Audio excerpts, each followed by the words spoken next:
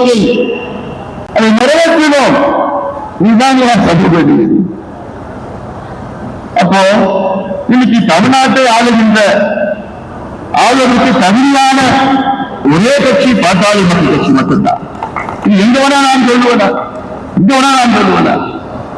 அந்த அடிப்படையில் தான் வருகின்ற ஜூலை மாதம் 25ஆம் தேதி நம்முடைய இனமான காவல் சமூக போராளி மருத்துவர் ஐயா அவருடைய பிறந்த நாள், பசுமை தாயகம் நாள் அன்றைக்கு ஒரு நடைபயணத்தை மேற்கொள்ள இருக்கின்றேன். தமிழக மக்களின் உரிமை மீட்பு பயணம், தமிழக மக்களின் உரிமை மீட்பு பயணம் 100 நாள் தமிழ்நாடு முழுவதும் அனைத்து மாவட்டங்களுக்கும் சென்று தொடங்குவது திருப்பூர், ஆனால் கும்மிடிப்பூரிலிருந்து கன்னியாகுமரி வரை அத்தனை மாவட்டங்களுக்கு சென்று மக்களை சந்தித்து விழிப்புணர்வு ஏற்படுத்தியிருக்கின்றேன். அதிலே 10 கோரிக்கைகள். 10 கோரிக்கைகள் தான் என்ன?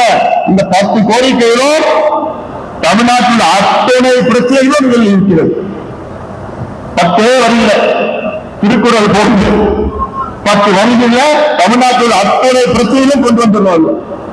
உரிமைகள், 10 உரிமைகள் உங்களுக்கு இருக்கிறது, மக்களுக்கு உரிமைகள் இருக்கிறது.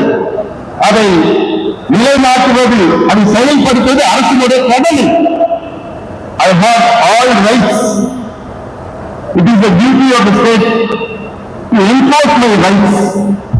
ஆனா அப்படி ஏதாவது நடக்கிறா தமிழ்நாட்டில்? அப்படி ஏதாவது உங்களுக்கு தெரியல?